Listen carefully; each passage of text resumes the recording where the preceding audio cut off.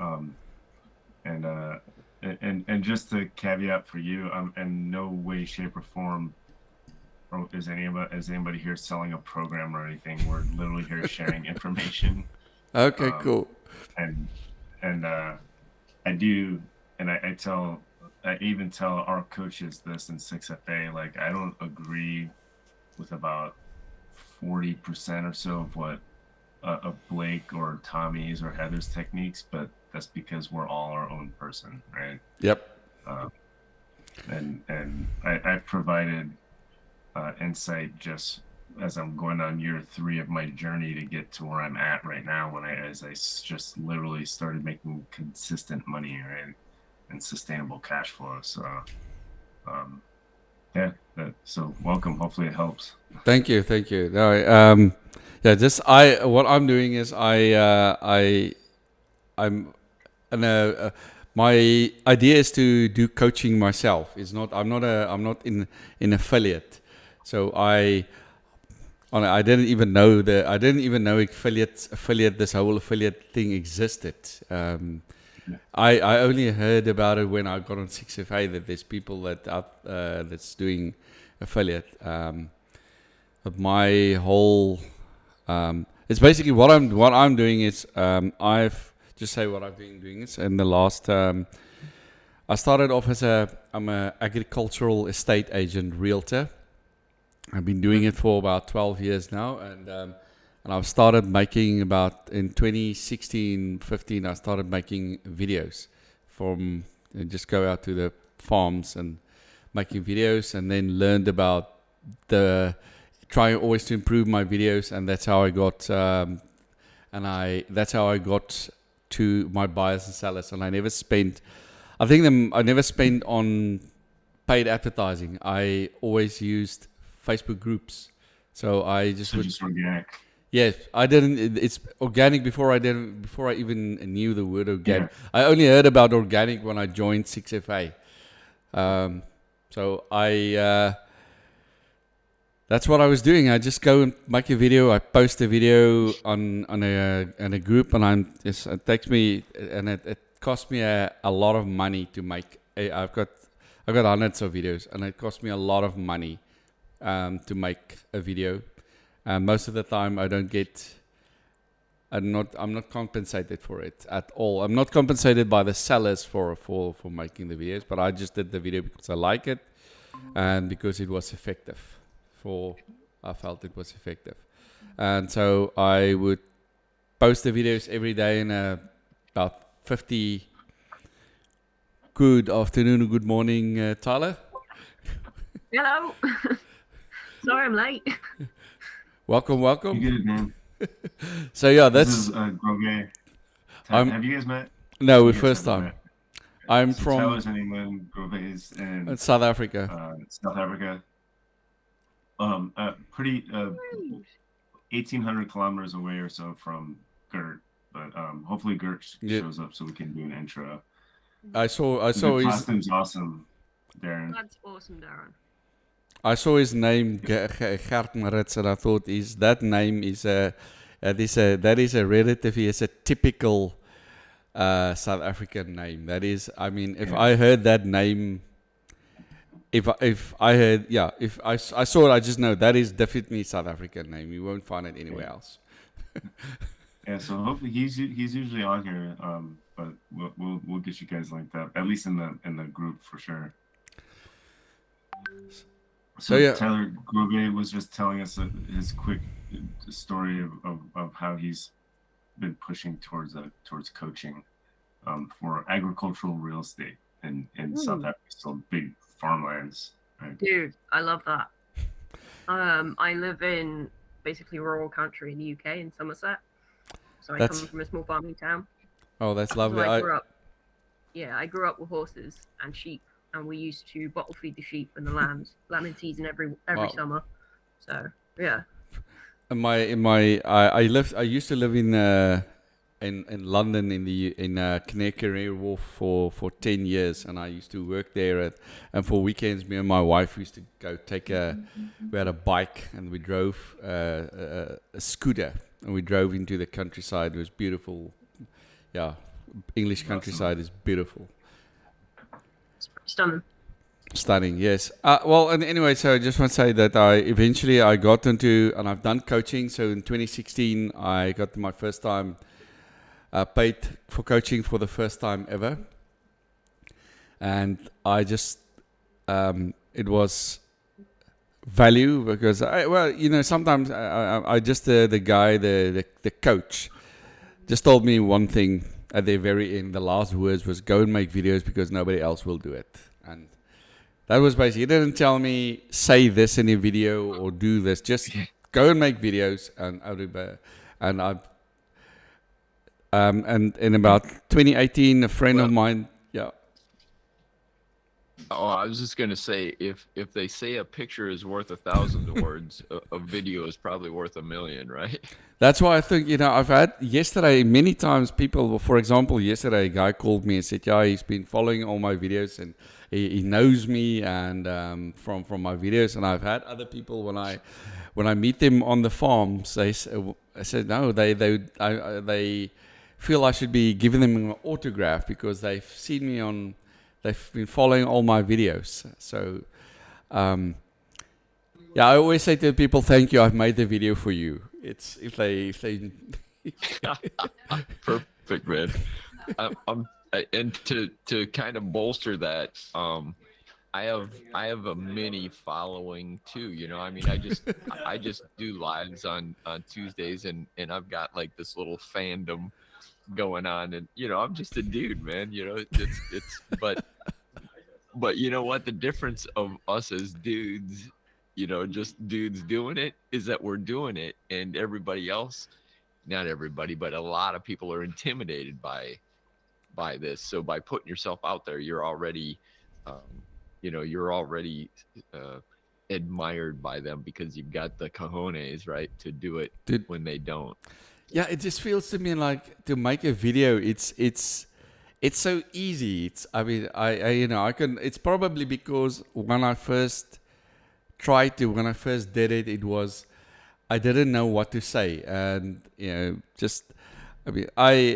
I go out now to the property. If you stick a mic in front of me and say just talk about this thing, I'll just figure something out to say. I'll be a lot of but I'll just talk about anything, and it's just learning. And now, as I said many times, it's thinking back to when you didn't know, is to sort of reverse engineer back to when I didn't know, and now because I know things, I find it difficult to transfer to tell to tell other people. And now I feel like for example, my offer or the thing that I want to do, I can just tell you what it is and give you the whole thing. It is initially I had a list of about 32 steps, 32 things, and I thought that was my grand execution part. And then because I thought that is worth like $2,500, because I thought it was packed with value, because I paid for three coaches, more than that, and now I'm giving this all for this this huge value. And then I had a couple of through 6FA, had a couple of calls, and then I just discovered that my execution part is too big. It's confusing to people. It is just I should just be doing one small bit of what I have. And what I do is, because my execution part is I started doing when I started making videos, and a couple of in about January, February 2022, I got the idea that maybe there's other people that would like to learn what I've learned, and I can transfer my knowledge to other people, and I don't mind doing it for free. I've just thought, if somebody's enthusiastic and they want to learn, I'll give them. I'll help them. They just have to turn up. And that's how I got into. This is how I got into I'd say how to got into coaching. I think that's So that was this year you decided to start coaching. So 2015 you started, right around 2015 you started making the videos, right? yep, yes. And then you built up you have this huge database of videos. But your content was somewhat unguided. It was at the time, complete. you- Yeah, it was completely unguided. I just thought I make my videos was. I thought somebody told me my videos is like National Geographic video. So I didn't say, I didn't have a call to action. I just thought I want to make this amazing looking thing that's just amazing to watch and so something, first of all, it was something that I like to watch myself. There's some of my videos that I go back and I watch it again because I when I make it, I will look it back. I made one a few days ago, 2 days ago, and it wasn't that impressive. But if I go back in about 2 months from now, I'll probably think, geez, I like this one. I like this. But it was my whole idea was to make is to generate leads and in around 2018 2019 so I just started searching from how to find leads, how to find buyers and sellers, because I just felt that something was not amiss. It wasn't working. I just felt there was a more effective way. There should have been an effective way, and I got into udemy.com, found a course there called 12-in-1 Sales and Influence Mastery. Did that course, not fully completed, but I learned. I learned there things that I've never heard in my life. Because one of the things, if you're starting off with, is I always thought sales is trying to give something, is to, it's like the salesman. You're walking around the street and somebody pulls you by the collar and try to sell you something. And then when I got to when I got into that, I like to talk a lot, by the way. And when I got to that call, I saw, but geez, sales is actually something where you give people, you help people to get what they want, or you guide them to something that they want. And that was my and then after that I got into another coaching program that was actually a sham. Some local guy here, he was supposedly teaching people how to have a Facebook marketing agency, learn people how to make Facebook ads and it's a so-called franchise. And if you don't know anything, if you don't know where to ask or how to ask, or even that you can't ask something, you're totally clueless. It's very easy to be misguided by scrupulous actors. And then I found a guy on after that I found a guy in August 21, so from on YouTube, David Quintero is in San Diego, and I learned there to use Kartra to make landing pages, to build an email list. So I've built a list of about 1,300. Yeah, I think it's about 1,300 names, email list. And did using that Kartra? Using Kartra, yes. Okay, that's good. Yeah. And Kartra, and then so my mail sequences, I've done that, and I was still not. And it worked, and I got I think I got value for my coaching, because I got I feel I got property sales because of what I've learned there. So my I already felt that coaching is already paying for coaching is the best thing you can do. It's there's no denying, but it's very difficult to I felt to convince somebody who's always going for the free stuff to Yeah. learn the value of paying for something that's Yeah, valuable. absolutely. But part of your coaching story as you launch will be exactly what you're describing to us here to show your students like, look, I did all this stuff since I started making videos in 2015. I did everything on my own until 2019. I wasn't making any leads, any sales, nothing. And then now the problem is like I realized I needed coaching, but well, how do you filter out those coaching programs, right? How do you actually vet them so that you don't find a sham? And honestly, like I, I've signed on to coaching programs where I'm still fighting to get money back because I'm like, you're not teaching me like jack or shit right now. But that's a lesson that you can teach, right? And then it's well, how do you figure it out? Because it takes a lot more research than people realize, and asking people on Facebook and then trying to figure out, okay, who's telling me a real testimony versus maybe fake. But you get into a flow like when I found 6FA, I actually spent about 3 months just bullshitting back and forth with Blake about anything but coaching.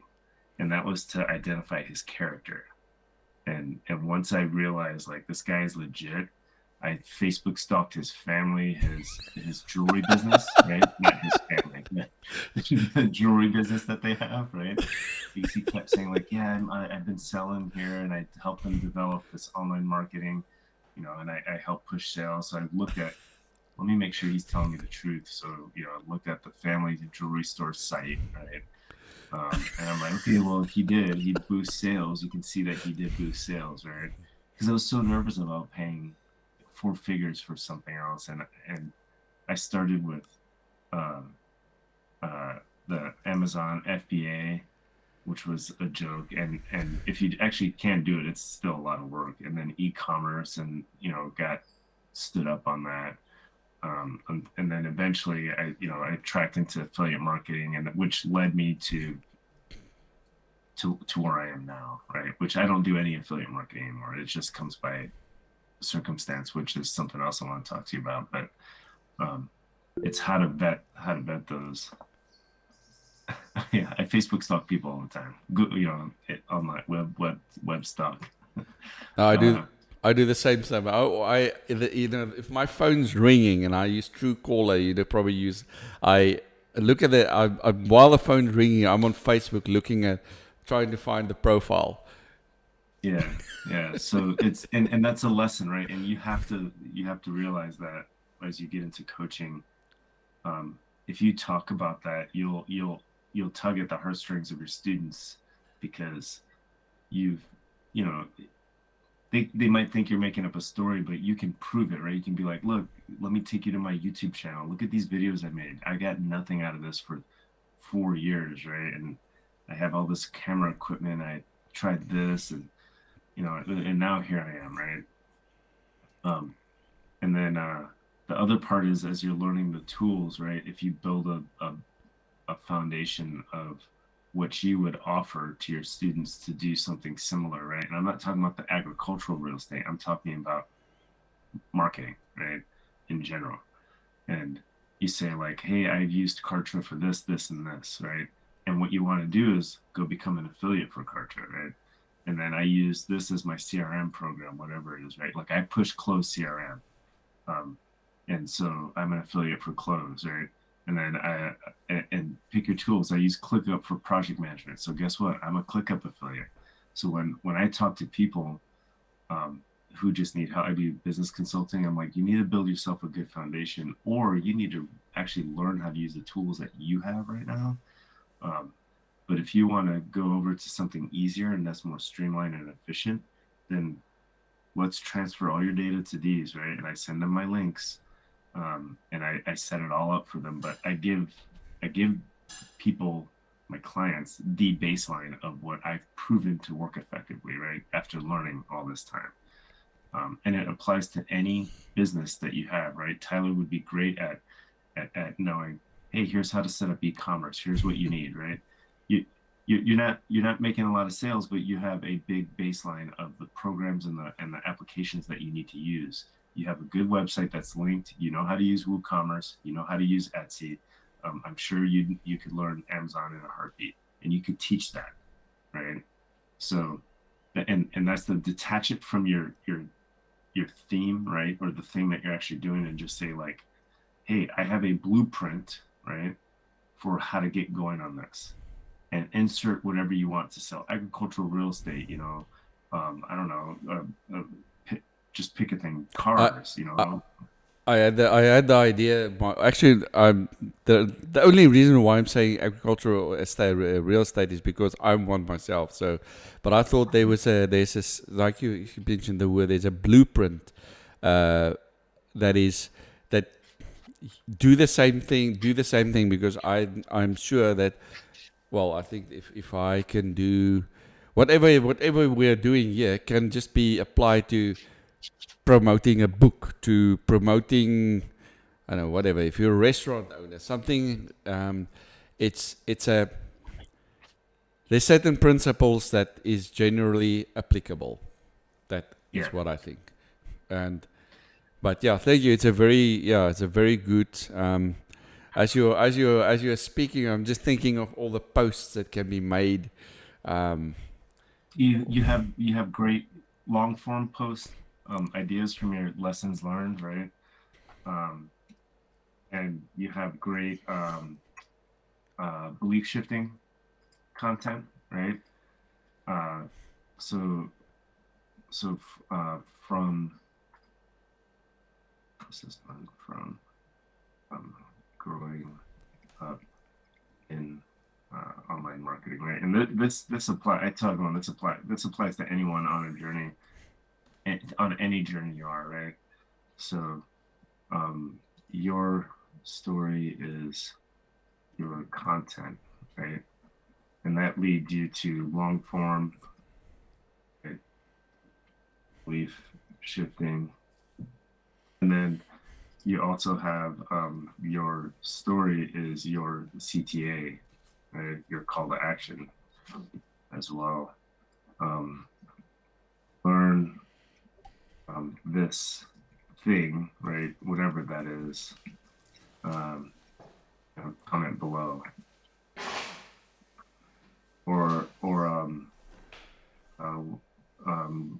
let's see. I built an email list of 1,300 plus subscribers. Comment list below, right? Something like you have all the answers you need from the structure, from the pillars, and from the content that Blake is teaching you, and now you just have to extract it effectively, right? And if Blake's profile is really good as a history book to learn from that, especially since he started by himself. You can see the evolution of this content, right? As like Todd jumped on his team, and then now he has a team. He doesn't really write his content anymore. He's just like, hey, I had this idea, and then Todd writes it for him. But you can see it evolve, and so he has a content coach and a copywriter, and that's a goal for everyone, is to be able to build a team like that. So Blake spits out the idea, his copywriter writes it, right? And that shows like, here's a target for you, student X, right? It's probably going to take you 3 to 5 years to get there, but once you're there, man, you'll reap the rewards, right? But in your history, right? You have all the content you need. You just have to apply it to the right theme, right? That's exactly. I think that was one of the things that that I would have liked to learn is I would say structure on how to apply, or how to present it to somebody else, that it makes sense to somebody else. I just want to also, I think last thing I add is I'm using my email list So I make a video and then I send it to my email list. Then I set the time and I just go look on my YouTube and I look on YouTube on the analytics, and I just sit there and watch for how many if there are any views and how the views are picking up. That it's probably vanity metrics, but it's just it's just nice for me to see. No, it's not. Those aren't vanity metrics because YouTube is nice with the analytics they provide. So they count impressions differently than like Facebook on Facebook videos. So if somebody's scrolling on their newsfeed and they sit for 3 seconds, they pause for 3 seconds on the newsfeed, and you happen to have a short form video on there, that counts as an impression. It does not count as an engagement. If they sit for greater than 5.5 seconds, that counts as what's called watch engagement in the algorithm. And it's not broken up in the analytics because they're not actually clicking on anything. If they sit for less than 3 seconds and they happen to be one of your friends and they hit the like or love button and they're just scrolling through just to give you engagement, you get nothing out of that. Yeah. So if you're helping people with their engagement, you have to sit on their newsfeed post for 5 seconds, then hit the like or love, then it counts as an engagement, right? And then the algorithm will push that post out to more people's For You pages or news feeds, right? And these are little things you'll learn over time, and they change all the time and I don't know why all the social media sites are like, I'm going to change my algorithm often just to make people get frustrated or something like. I don't get that. It's because people game the system. And people do game the system. Yeah, right. So they keep shifting it up, and that's why there was like a whole conference on it recently. I'll see if I can dig the video up. But yeah, it's to stop people from unfairly gaming the system. So companies with like big budgets and that, it's to stop them from unfairly gaming the system and flooding the market. Yeah, no, you're 100% right on that, Tyler, and it's unfortunate that that's what happens, but for the most part, you'll learn a few of the key techniques to keep your content flowing, right? And you'll get, and the basic premise is you just got to keep posting. I mean, that's the easiest way, and abide by the community rules, right? But to drive more of those actual engagements, it's attracting humans to stick on to stop their scroll, right? And so that leads me to your hooks and headlines, like your failures over time. People can relate to those because most people won't talk about their failures, right, online. But if they can read about it, they'll be like, oh man, I failed at that too, you know? And let me see what this guy did, right? Let me see what Grove did. And well, what is he doing? Oh, wait, he has another thing about a failure? Oh, check this out. Oh man, I'm not doing agricultural real estate, but I sure should have been trying to post on YouTube a lot, and I'm not getting anything out of it. And his story is he did YouTube for years and didn't really get anything out of it. But then all of a sudden he built an email list of 1,300 people. Like, wait. If I could get an email list of 500 people, I'd be happy. Let me message this guy, right? Kind of thing. And I think that will always work because that's human nature, right? Because that's what we're attracted to in reading. Of course, you're attracted to reading success, but honestly, the success is the hard thing to vet because most people will, I think, they'll kind of, even honest people, they'll over elaborate on their successes, right? Failures are usually like people will start writing them like, yeah, man, and this happened, and I found that a lot of the stories of struggle that I've read as I go back and talk to people are typically more honest than the stories of success. No, that's But bottom line, you have a plethora of content in your head right now. You just you don't realize it. I don't know how to extract it. That's right. That is right. And if you just start with creating a theme, right? Like the themes, in my mind, themes are really easy to work with because if you have your main subject, you'll think back on things, right? So if if you go back to your initial online video making, right? So your theme would be, I think, right here, like I couldn't get a lead, right? That's my thing. And you could probably write content on this for a month, right? And you start and you create content that flows in your timeline of your experience, right? So there I was, right, in quotes. So there I was, this new budding agricultural real estate, dude, hoping to make videos and make sales. Here's how my journey started, right? And you're not really talking about failure. You're talking about the first steps you took, right? I got this camera, I used my phone, whatever, and I started at this location and I started talking about, I don't know, cow milking machines or whatever it was, right, that you were Yep. talking about. And I you don't talk about any failures or successes. You just tell the story. Like, and I was like, I'm going to make this video. I had no guide, no coach, right? And you have to highlight the things that you needed now, but you didn't know you need back then. Now you should have had a guide and a coach. I had no guide and no coach, and that could be that would be a great hook or headline too. Doing this on my own. I had no guide, no coach, ... Right? I would stop and read. Okay, yeah, neither did I. A couple years ago. But you just tell your story over. That's it. So you spend maybe a week or two just telling your story in short form and long form content, and then that theme caps off with your lessons learned, like a week of lessons learned, right? So every day you post something on a lesson learned.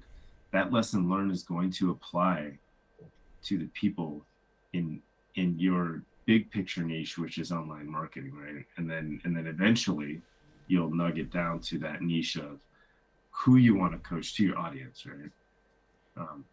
And I think you'll find that you could easily come up with 12 themes across your learning, batch out enough content, like let's say 15 pieces of content, which is almost a post every other day.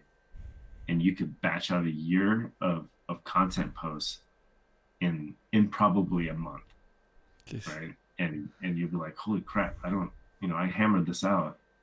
And now I can focus on other things for such a long time because I'm just going to schedule these posts out, right? Or just theme each month and know what content you're going to make each month from your historical lessons learned, right? And that just makes it easy, right? But you've got so much content. I mean, if we were going all the way back to 2015 when you started making videos, I mean, you've got years of content in your head. I've got a couple of months ago, no, actually, but yeah, it was about a year or 3 years ago. I also on Udemy went on. I searched for storytelling, how to do storytelling and in videos, but this what I've learned here from you and from 6FA was just completely different. You don't it's the personalized stories, the telling, the expressing your journey of where you started. So I must admit myself, when I read some of this, before I see it myself, I'm hooked on the story myself, and I'm reading myself. Yeah, absolutely. And that's although I know it's marketing. Yeah, but I mean, if you're online telling a story, you're trying to market something, right? You're a salesman, right? And that's the self-conscious part that you have to get over. Every single person, right? I had the hardest time trying to sell anything online because I had the typical, like, in my head, like, I don't want to be a used car salesman, a vulture online, right? But guess what? I also want to make money, right? And I have a family to feed, so I need to make money, so I have to make a sale. And that's where pre-qualifying, right? You want to pre-qualify as much as possible. And that's where all this comes in, right? The stories that you tell, you're trying to pre-qualify people to minimize the negotiation part, right? To ease the conversion part so that you can go from lead as much as possible, jump. So I think there's 3 phases to selling, right? So lead generation, that includes all the nurturing, all the content and all that. Then you have conversion, and then you have fulfillment, right? So you want to, I look to strive to make the second part, the conversion, as short as possible, and take people from lead generation to fulfillment as fast as possible, right? Because that means you do more work up front, right? In that first bucket, that first phase, to minimize the need to the awkward need, and so a lot of people aren't comfortable with trying to convince somebody to buy that thing. But this is where you do your convincing, and you're not even talking to them face to face. You're telling your stories, right? And your lessons learned and applying it, and they're seeing your application, right? Eventually, maybe they jump into your group or your community, whatever that is. And then it's just, all right, Grove's got it. He's making money. I'm just gonna be like, dude, send me your thing, and I'm jumping in. And the good stories and the good human attraction element, man, that it'll help. Like, I closed a client last week for my consulting business, and him and his wife, they're partnering on an insurance company, and because of because of two specific posts I made on LinkedIn, they just reached out and said, all right, we're a small business. We can't afford the super expensive consultants. We're both veterans of the Air Force, and you're saying exactly the right things. We can afford you, so we need you to help us make more money. I never spoke to them before. They just came to me and said, send us your payment link. All right. Like, boom, done. That's the idea, right? And it comes in that lead generation phase, right? You're essentially doing lead gen and conversion at the same time. Like, and that's what I tell people. That's your goal, right? It should be your goal. Yeah, Darren looks like super like a mysterious. shadowy warrior or something. I'm half expecting him to like have a white cat and start going, I have been expecting you. Yeah. I'm dodging the sun coming up Yeah. through the one window in my house that I can't put a blind. I don't know if you, thank if you were on the call. Well, the last time we were with Blake on, and he had a specific video with Anna. I think it was Anna on the video where he showed some to extract emails. And I thought, geez, I paid a guy with the name of. Okay, I won't say his name. We are on. Okay, no, it's not recorded. So, Tony Sarich or what on is a Croatian, and I paid him $3,000, and Blake just gave that away. Gave basically everything what I paid that guy $3,000. Blake gave it away in that video, and I was just wow, blown away by. So this was this past Tuesday. Yes, I think it was this past Tuesday. I missed it this past Tuesday, but I'll have to go back and look at it. But what was it? Was it to extract an email address, or was it just email I campaigns? can't exactly. It was something with email campaigns and extracting email and but a messaging component. But yeah, and I paid. He charged me in British pound, 2,300 British pounds. So it's probably back before the parity.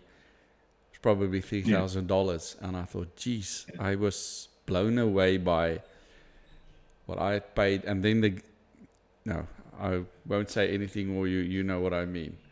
I felt that guy. I felt like somebody coming into your house and stealing your money, or stealing your valuable possession. And after, so think about in your value perception though. Yes, but I felt quite a while after I paid this Peter Sarich on YouTube. I paid this guy.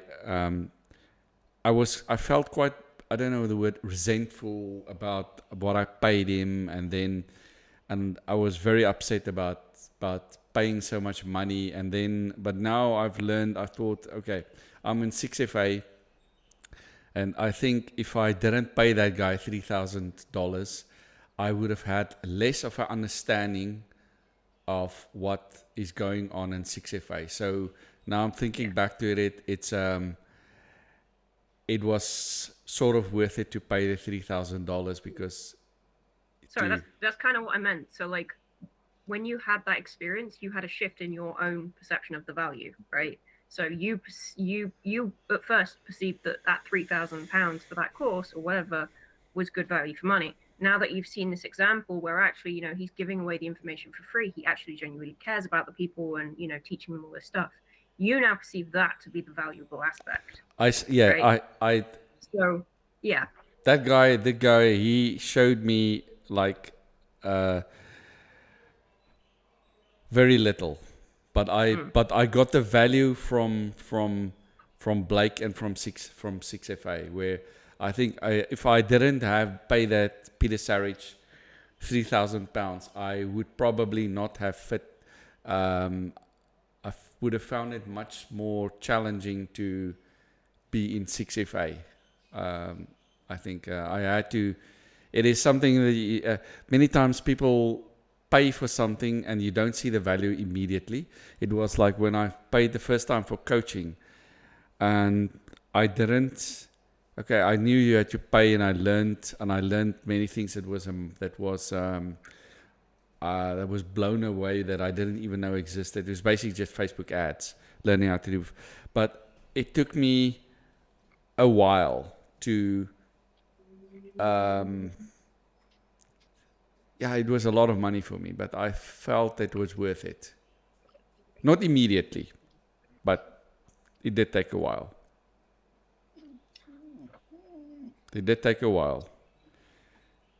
So that little section of what you were just talking about is a great content piece. That the whole thing tied to.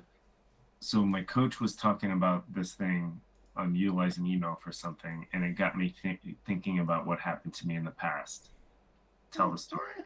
A little over 2 pieces of content if you want, or one long form story. Keep it at 300 words or less, probably 250 words or less. But what you just said over the past 3 to 5 minutes, and then with Tyler jumping in, and then you responding to that's a great piece of content right there. So just when I actually got to hang a couple of the older mastermind courses in our group. When I post this video, if you go in at 5, so do this so it'll be around 5:55 a.m. Pacific Standard Time on the video, whatever time that is in your Okay. We're talking about this. So it's very early morning for you there, I guess. Like 4 o'clock something in the morning for you. Now 5. It starts at 5:15. 5:15. Then you'll see that. But that's a great. Okay, thank you for that. Yeah, because when I'm in the 6FA coaching, I got on my second screen here, I got a document here, my Word document, and I'm typing the time stamps in the videos.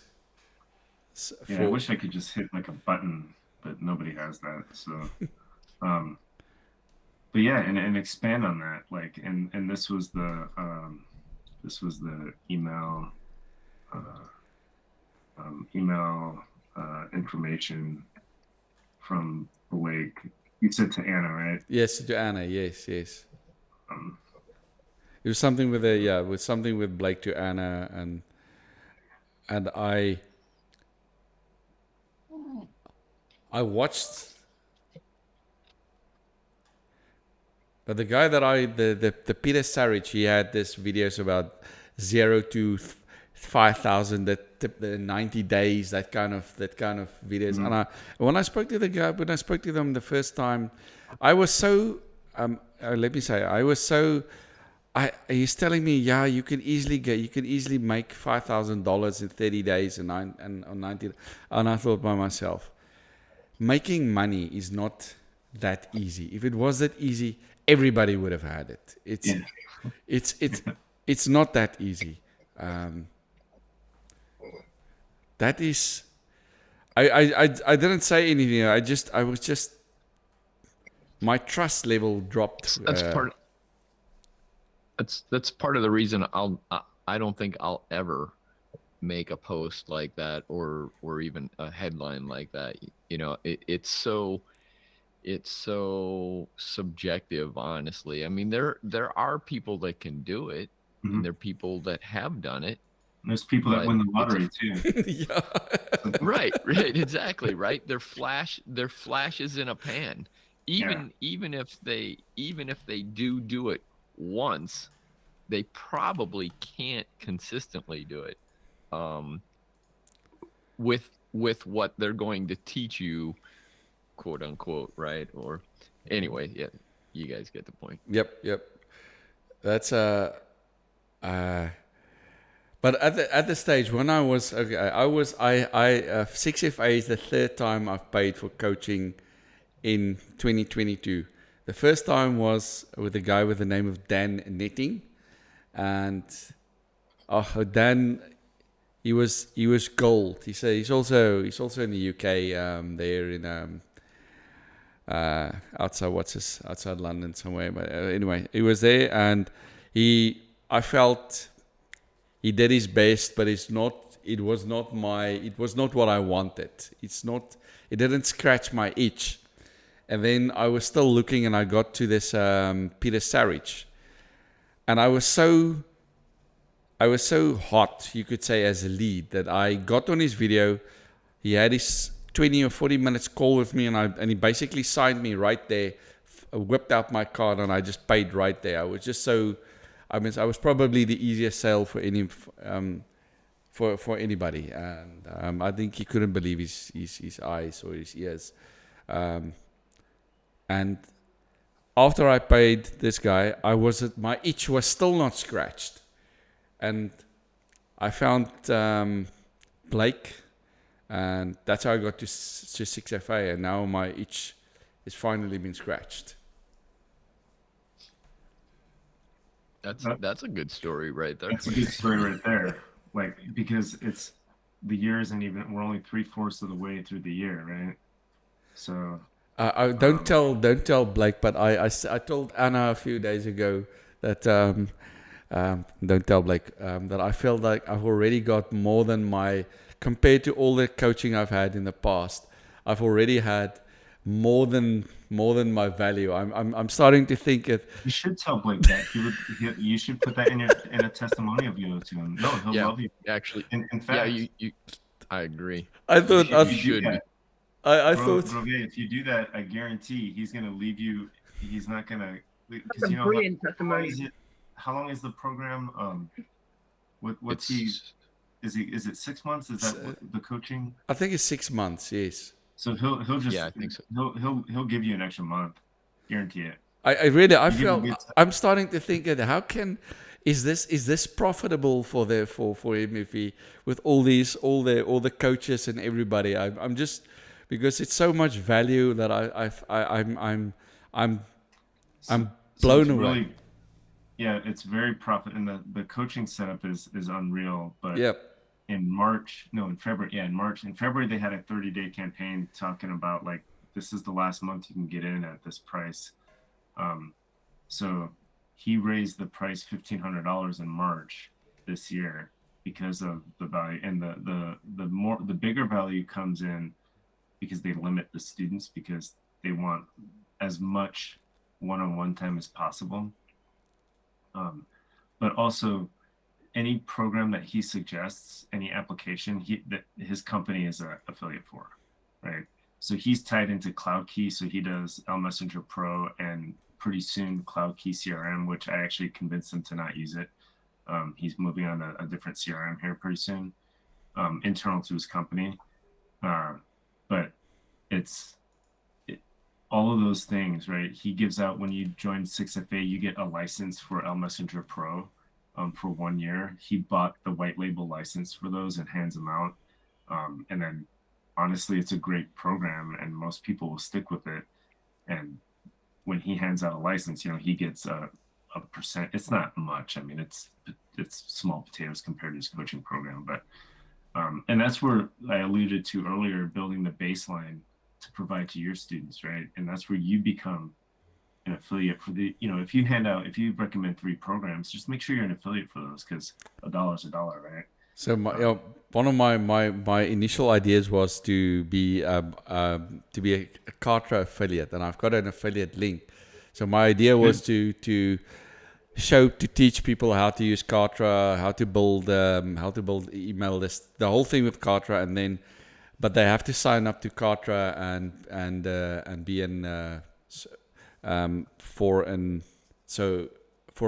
passive income. I mean, what you call it, and then if they struggle, they're always welcome to. I'm always there for support, as long as they are a member. Yeah, no, absolutely. I mean, because you've used it for so long, right? And you know how to use it. You know the setup. You know the implementation requirements and the execution techniques, right? So absolutely, like hands down. But so the thing that Todd teaches, and I think it's common sense for most people, is he calls it a Spark file. Have you heard him talk about that? I've heard about a Spark file, yes. Yeah, so I have the Things app on my phone, so it's a widget right on my homepage. I'll show you here. So right on the homepage, at the top, the thing with the blue plus. So whenever I have my phone, if I have an idea, all I have to do is hit the blue plus mark, and it takes me right to a notes screen, and I type it in, right? What's and the then I name? can forget about that idea. What's the name of the app? Which app are you using for that, Tank? Your Things affiliate 3. link, Tank. No, there's no affiliate link for this. It's a free one, right? I think. Yeah. What's it called again? Things 3. Things It might 3, be okay. it might be the Things app now. Hold on, they might have changed the name, so THING. No, it's just Things. Here's the icon. Things. Okay, It's a cool. blue check mark.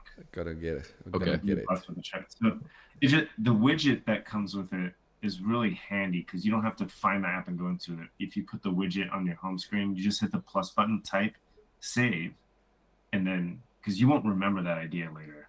I've done it. Right. Is I'm exactly. like, oh my god, it's gone, son of a bitch. You know? I know. I've got thousands of those, man. And usually the problem is you get them when you're driving or you're somewhere where you can't write something. You get the idea. Like I have loads of videos on my phone of me driving, just going right, it's like it. Yeah, and then learning how to use the smart features. So, you like with the Apple, you can say, "Hey Siri," anytime when it's plugged in or not. Like she's starting, right? And then I can just say, "Record this," and she'll record what I'm saying and put it into my video file, right? Stop, Siri. Yeah. So if you learn how to use that, but I found that the Things app makes the implementation of going back and transferring that data somewhere is super easy because it's so easy to access. Get that. And then just go on YouTube to grab some. Here's how to effectively use things because you can bucket those comments into. So I have a content bucket, right? And I drop them in. And under content, I have long form or short form, right? And I don't break it down any more than that because I don't want folder after folder. So if I have an idea for a long form piece, whether it's belief shifting or just a story or a lifestyle post, I'll just put it into long form, right? And then I just go to it and start writing the thing. So I'll write down that. Right Got it. here. I see Things 3 is got it here on the App Store. Yeah. It's a super easy app to use and completely free, and just it makes life easier and that's my Spark file. That's what I was getting to, right? Because Todd also talks about like he has a link, to a Google Doc that he can just update. But if you're in a spotty internet area or whatever, you hit the Google Doc link, it doesn't come up, and you're like, I'm gonna forget this idea. Holy shit! So that's where an application on your phone is just the way to go, right? And there you have the notes. Every phone comes with a notes app, right? But it's not. It's built to like literally just take notes. It's not as easy to implement off of that. So when you make videos, do you just do it from your on location or somewhere where you walk around? What is your preferred way of making a video? So I don't do videos. I actually don't even post content anymore. I'm down to. I have an email list And honestly, my email campaign is not great. Um, I built a network out on LinkedIn, but I'll make a post every now and then. But the main attraction for people to me is on that, and I ask this because I collect feedback from everybody. Are my cover photos that I have on all my pages, and it's the same one across the platforms. And I leave it. I Did you? leave it So you spend a lot of time learning cover photos. Is not that not is not a lot of time.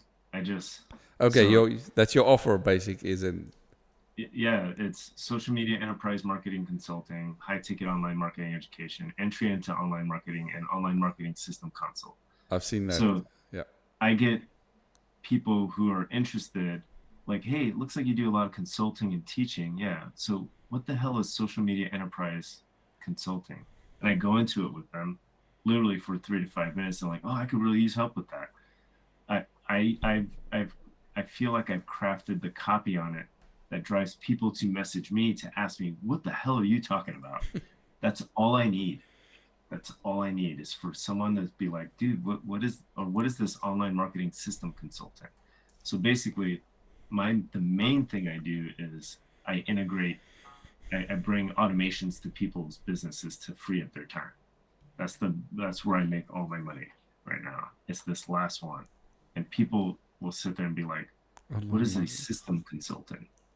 And I go into my little 3 minute spiel and they're like, so you could help me with automating like I get a lead and you can automatically have that lead flow into my CRM. Yeah, it's super easy. Oh my God, how do you do it? Like, well, let me show you my setup, right? And I show them like, oh my God, how much would it cost to pay you to do that for us? Like, well, it's not just that part.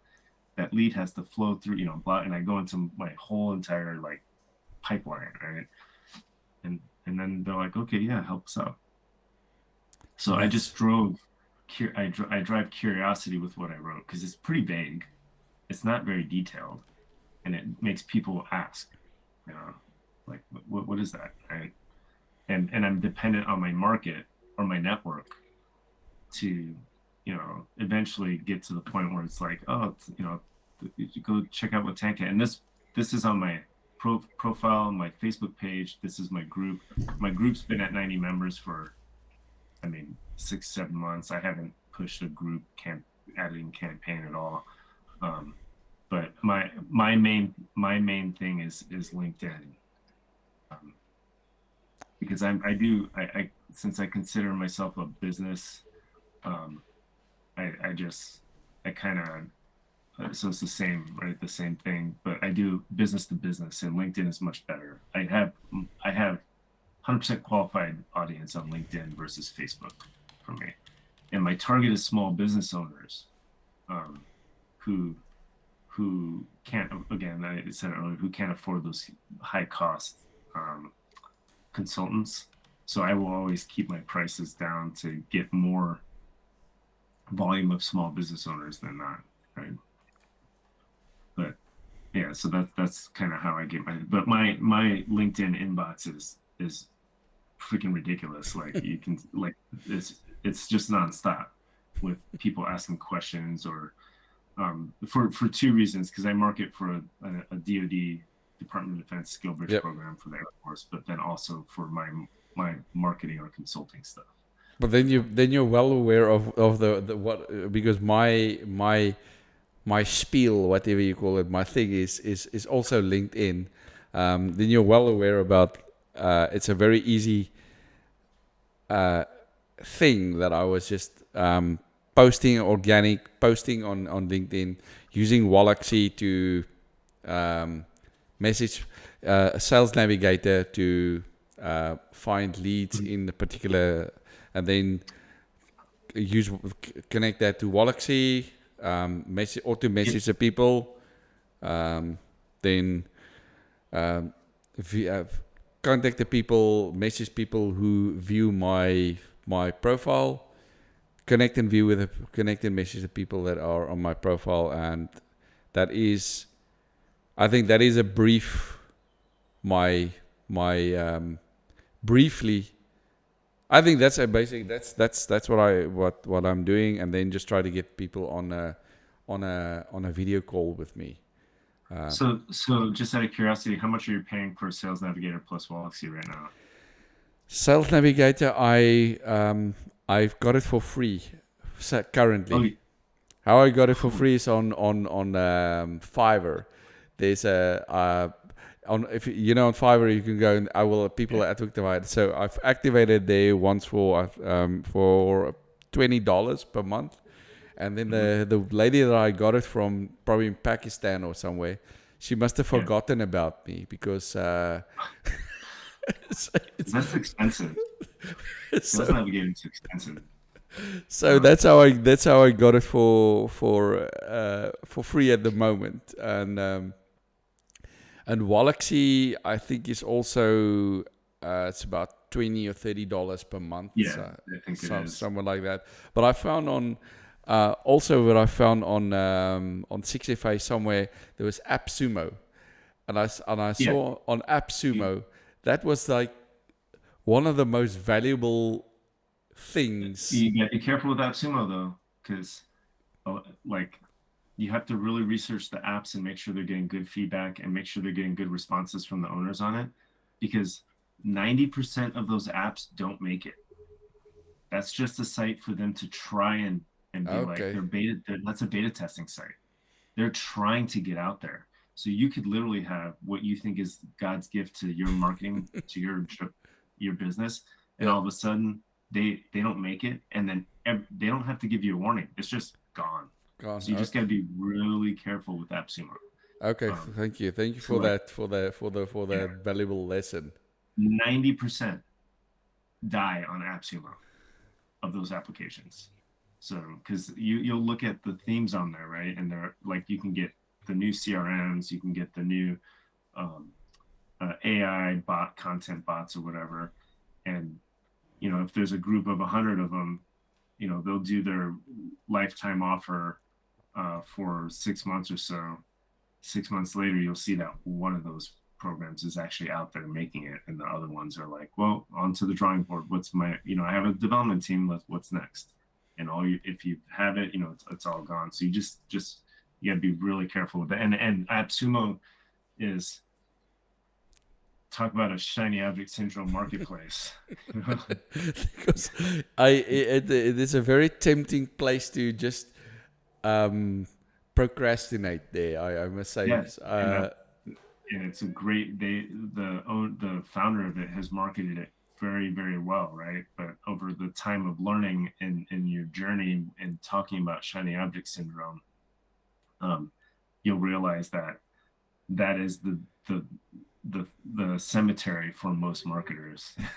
They'll sit there and they'll be like, oh, it's only $60 for a lifetime, or it's only $40 for a lifetime, or hey, I missed the lifetime offer, but they're offering 1 year for $100 when it's normally $900. So those prices are priced that way for a reason, and like you got to just realize that, right? Thank you. That's very valuable. Yeah. So be really, really careful. So what I wanted to say with your LinkedIn setup, if you ever have to pay for Sales Navigator plus Walaxy, you're probably going to be over $100 a month. So there's an app called Connected where you don't need Sales Navigator, and it's I'll just say here research KENN Connected app for LinkedIn. And it's easy to use.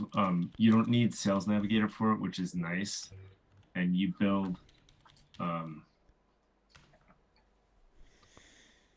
when you go up here if you go up here to search, so like I'm marketing cell phone tower technicians for a company right now, cell phone tower tech. So let me see if that pops up.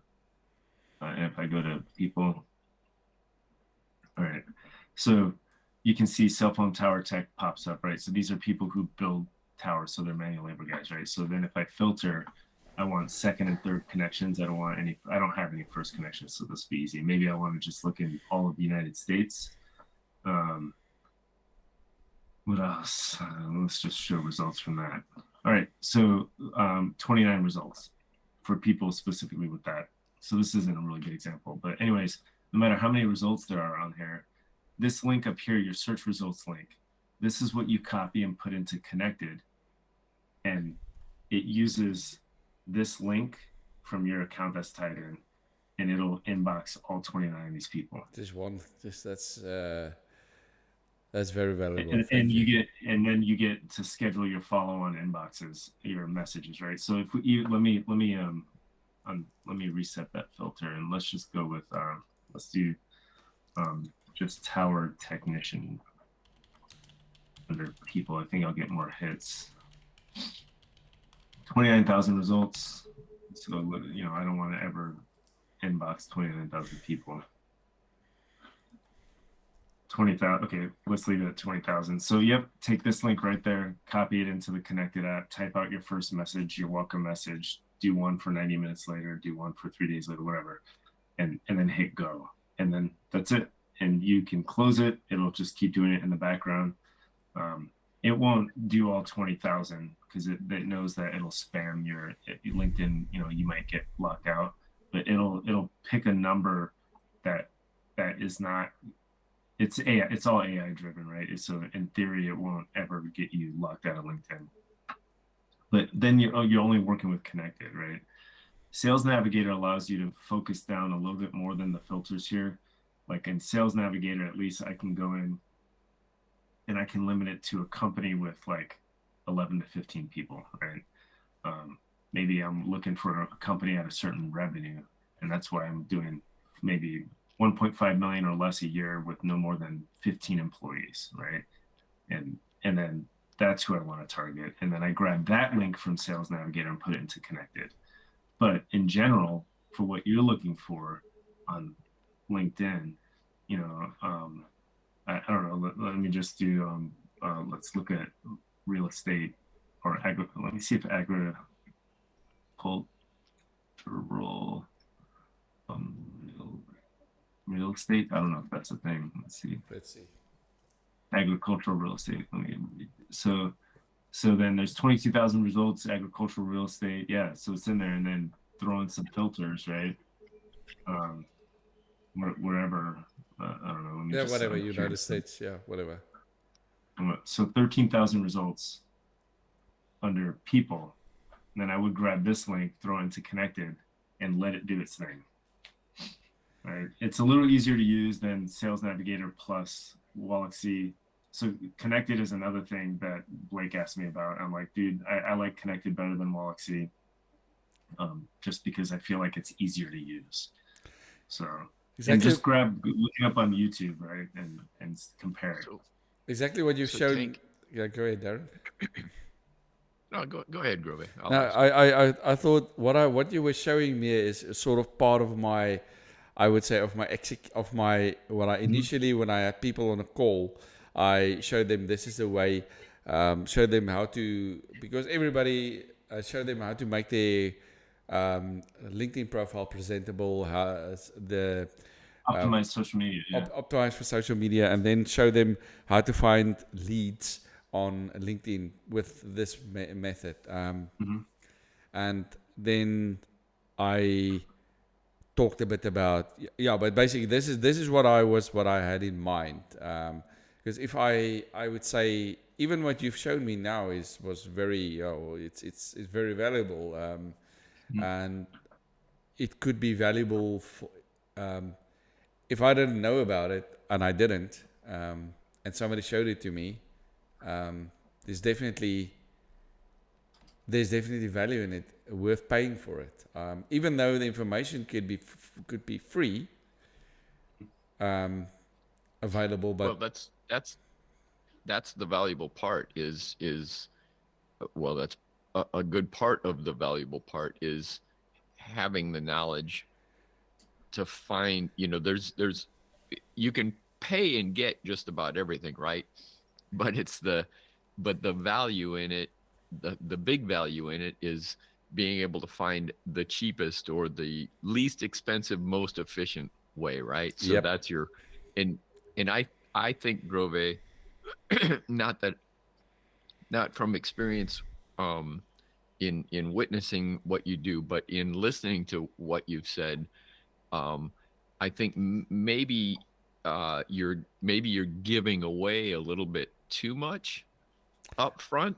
You use your, bait the hook, put it in the water, and watch for that bobber to go under the surface, and then bring them into, well, if you like that, you give them a snippet, right?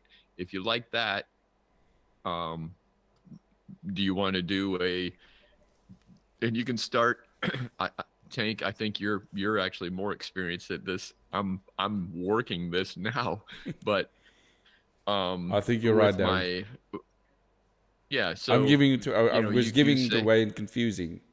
By giving yeah, too you're much, you're confusing. given too much. I mean, instead of giving all 6 layers of the cake, give them a taste of the frosting, and then say, hey, well, if you'd like a It's more slice like of cake, here's here's a $200. I can do a $200 uh 2-day session, hour and a half a day, 2-day session.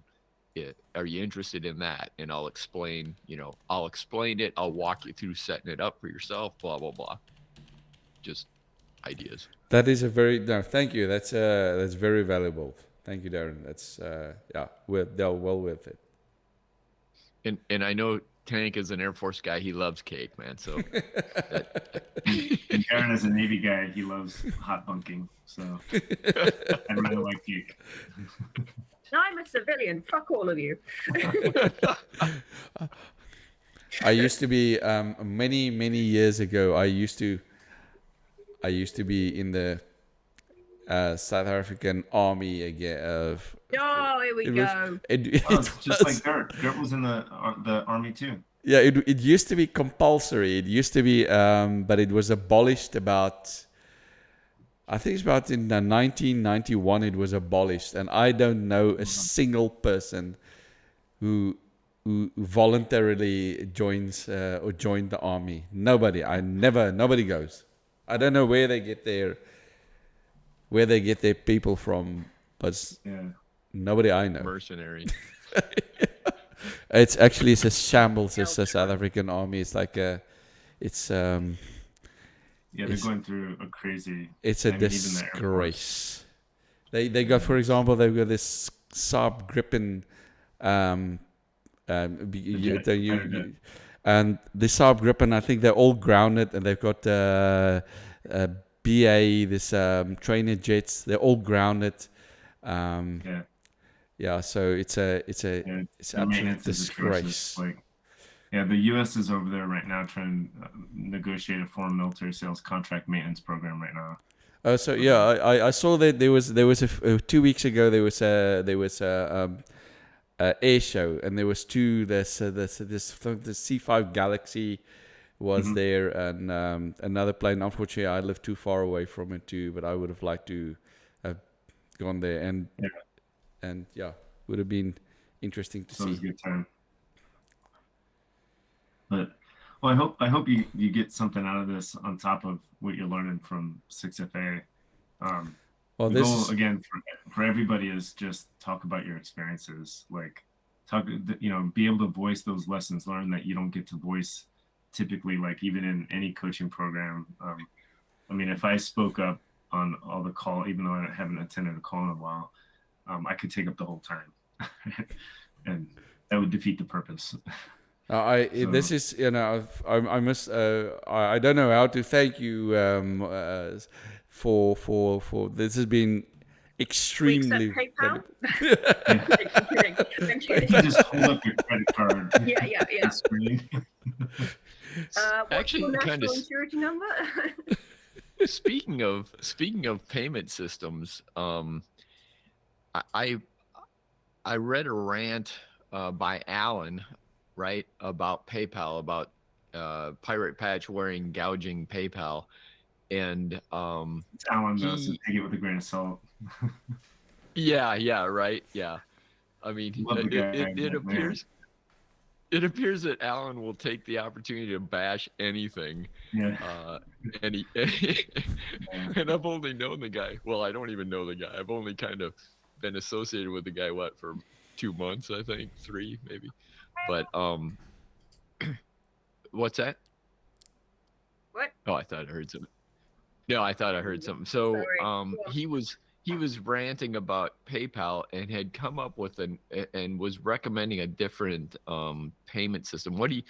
Tank, what are you using? Are you using Stripe? So I use a Or do you combination of, so depending which bank the client is in, I have accounts with Stripe, PayPal, and Wise. They're all linked Wise, to my okay. business. My business banking is Bluebind.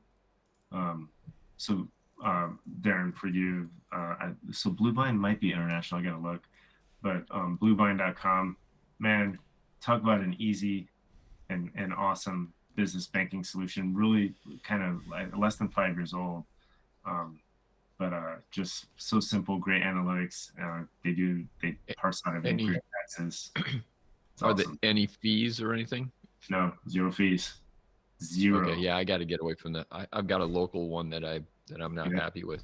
Speaking of not yet 5 years old, I am deeply amused by the fact that there's a sticker that says nap time over your shoulder.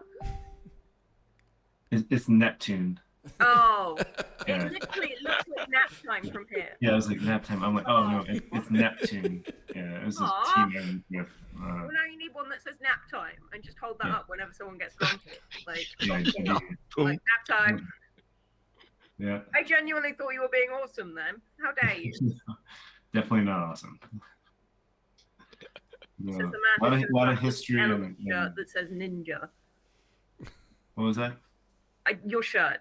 You just said you're not Oh, awesome. yeah. You thought wearing Yeah, that the shirt. element- Like, the no, essentials, I'm not having it. the elements of stealth. I know. I was like, I need that immediately as soon as I saw you were wearing it. I was like, need it. It's funny. So, if y'all don't mind, I have the draft back from the filming I had happen on last Saturday.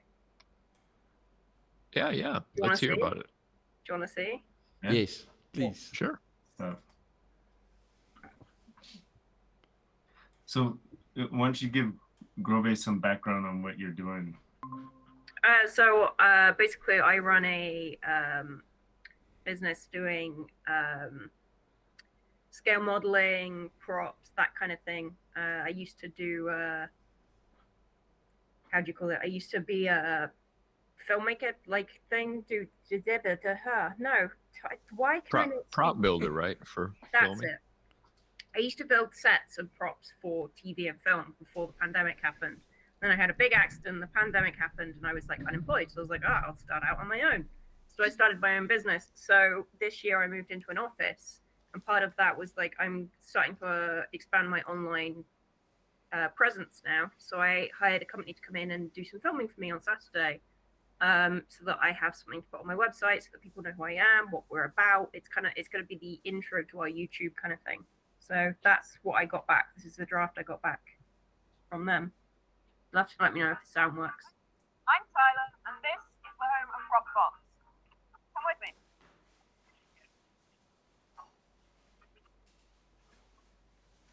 Can you hear it? Yeah. Yeah. We moved this year.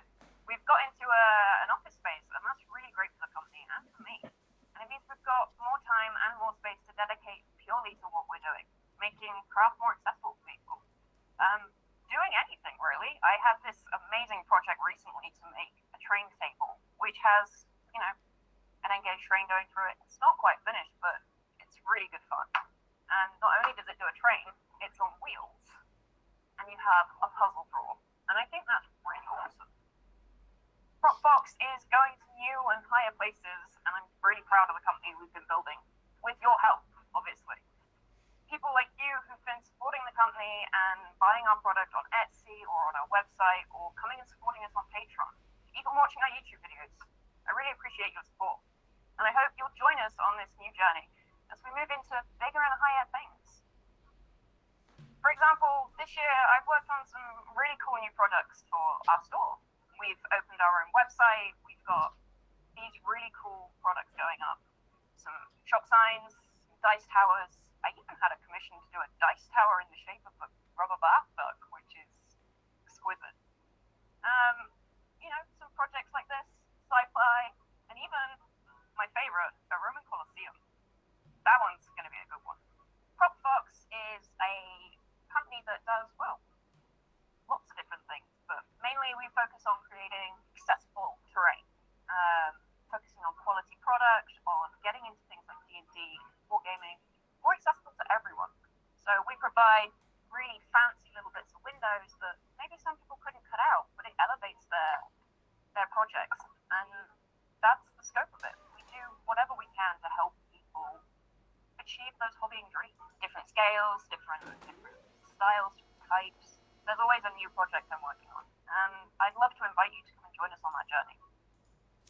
If you want to come and follow us, you can follow us here on YouTube, on Instagram, Facebook, everywhere. TM PropFox. That's where you'll find us. And if you want to know more and see more behind the scenes, come and follow my blogs on Team Tyler. I talk about all the joys of running a business and developing yourself to become more. And yeah, I shared a little bit of what it's like to be me. So however you join us, thanks for being here. Love your video. Oh my god, how could I forget? I've got to introduce you to the best employee. This is the office mascot and my personal best friend, Django. Come here, bud.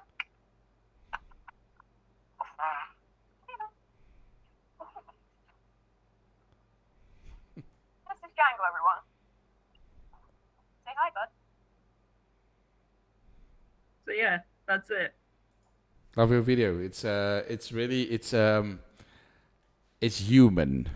It's personal. So it's different camera angles. I think it shows exactly what you do. Some of the bloopers we got were hilarious from that day. Like, I had to walk, so the one where I had to walk around the door into the office, Stuart was stood there with the camera, and I walked around the door, saw him, mentally froze, and then keyboard smashed with the mouse, and just went, and they got that on film, and Stuart just broke down into laughter. I just want to ask you about, your, I see you've got somebody filming for you. How do you do that? You know what? The reason I'm asking you is because when I go and film what I do, I've got people with me usually, but they have zero clue about video, and I'm asking them, hold this and do this, and then they get very agitated. So here's the thing. I'm gonna answer your question, but I'm also gonna explain a little bit about my situation. Magna is a personal friend of mine. He's the owner of the company Magna Media, who are the guys who came in and did the filming for me. Magna witnessed me doing my journey to be self-employed and was like, yo, that sounds good, and set up his own business, Magna Media, with his best mate, Stuart. Magna is an accredited drone pilot. So Magna flies drones in the UK and in Norway and a few other places. So he's all accredited for that. You've got a drone, haven't you? Yeah. So he's got the Mavic 3 and a couple of other ones like that. So he's got a couple of big boys, a couple of smaller boys. Very accomplished drone pilot, can spin these things on a dime. He's very good. He flies the really big ones through buildings and everything. Very certified, very knowledgeable. And he set up his company to do stuff like that. Stuart is really, really good at editing. He's good at the sort of the body mounted rigs, the still filming. So the two of them make up a media company. I helped Magna set up his company because he was like, how do I do this? Like, you've been through it all. So I walked him through how to do it, how to set up the Facebooks, how to set up the online presence, that sort of thing. I taught him how to do that. So in favor, he came and down. So I still paid him, obviously, but he came down and he's done this filming for me. So I got this at a discounted rate of £140, which is about $200 for them to be here all day Saturday and do non-stop filming, basically. So considering I had a similar company do something similar and they charged me £400, £140 is very reasonable. So that's how I got them to come and do it. in answer to how you get people in your life to film things for you, it's not exactly a nice answer. Yes, give me the give me with the People who get annoyed with you and who are like, oh man, why have I got to do this for you? Don't want you to succeed. you know Because what? they're frustrated that you're having the success and you're asking them to do something for them. Like if they're getting huffy about it, they don't want to support you in that endeavor. If they're you know, they're going, you're explaining it, you getting me to do this, I just wanted to hang out with you. They don't want anything to do with that side of your business, right? And finding the people that do want that to help you with that, or who are willing to support you with that, it can either take, you need to have time to sit down with them and be like, look, this is what I'm trying to do. I need you to help support me with this, and this is how you can support me. And then you teach them how to do whatever it is you want them to film on the camera. But it's either that they don't want to support you or that they don't understand how to support you. So it's going to be one of the two. One of them is a lot easier to deal with than the other. So in the States, you just promised beer and barbecue, man. I don't know about South Africa, but serious. I just found it one of the guys that a friend of mine, he's been to literally hundreds of properties with me where I've asked him once or twice and I've shown him what to do, and then I just feel, I've got probably this problem that I wanted to do it in a particular way, and if they don't do it, and I've got one chance I'm at the particular property for 3 or 4 hours, and I've got one chance, and if they do it wrong, there's no time to redo it again, and tripod, selfie stick. That's what I got, and now I would have loved to have somebody go with me and do a bit of recording, and so I can do a bit of talking and explaining, and so. But now I had to learn everything from zero, and probably that's probably also content where I had to go and learn what camera. I'm just using my iPhone. That's what I use, and I've got a microphone. I've got it. I literally have my microphone in my pocket every single day, all the time. So, do you have any like film school, university, that thing near you? No. Right. So here would be what I would suggest. I would put out into the community, just be like, hey, I'm looking for a videographer for X amount of hours on X day. I would love to help support someone who's coming up in the community. Tag below some young videographers that you know. A, because they're cheaper. B, you can support them and they can support you. So maybe you give them a little bit of cash, or they do it for their curriculum, right? Yeah, yep. for submissions for college. And C, you're going to be able to, because you know what you want and you've got the equipment, so you kind of know what you're doing. You can be like, hey, this is the kind of thing you do on a real estate shoot. This is how you do that. And you can teach them at the same time as getting a little bit of money from them, and you can get value from each other. And if you find that relationship works, it might take you 2 or 3 tries to find the right kind of people. You might then be in a position where you can have these guys come out every few days, and you set up some sort of retainer or understanding where something changes hands, they come and help you. Because also I just want to add the properties that I visit, some of them, they are jaw-dropping. I mean, I've been to hundreds, and I just think that it is an opportunity for it's mega exclusive places, and I thought that will people not be interested just to go there and to walk around there and to see the things and sit in the back and watch giraffe and for free, where they have to pay thousands of dollars or euro to do that? Yeah, they just go with me and would do it for free. And maybe I haven't tried enough, but I just... So you fly drones? I do, yes. if you have a little bit of disposable income, there's a POV drone at the moment that you can get. There's also the Osmo from DJI. Yeah. So I would. So it's funny you mentioned that. Wait, So what? You I was can't gonna. do that to me, Tang. Well, so agricultural real estate, large properties. That I don't know. You should only be filming with a drone, and then you use your vlog kit to film yourself a little bit and do some voiceovers on the drone. So there's a brand called Holy Stone that's up and coming as DJI's #1 competitor, and you can. I just wanted to show you some price comparisons here. Oh, So this is very, very good.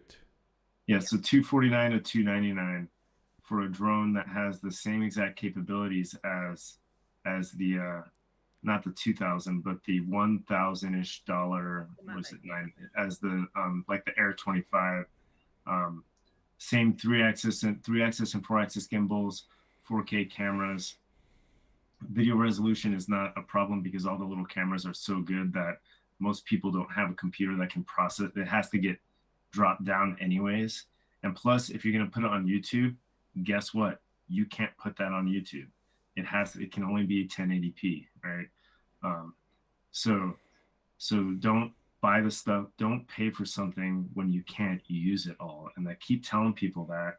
And I have a commercial real estate business that I'm doing consulting for, and the guy wants to buy 4 of the new DJI Mavic 4s that are Jeez. $3,000 each. Yeah. And he's got 8 10-year-old iMac computers, and I'm and that he's been doing editing. I'm Let like, him dude, buy a new computer first. you can't. Yeah, buy a new computer, so you can edit something at a higher resolution, right? Anyways, that should be Great. comments. Thank you for this. I'm definitely gonna look at this. Wow. Bro, So Excellent. if you Holy like, Stone is the brand. Holy Stone. Holy So Stone. check them out. I mean, look at this for $300. You get 2 batteries, right? They all the cameras are great.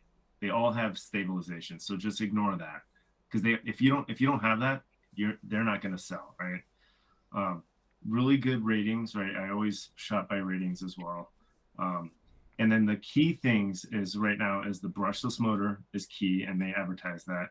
Easy auto return home. So the logic on these for the operating systems are key to understand a little bit of the capabilities with that. And here's the cool part: Follow Me.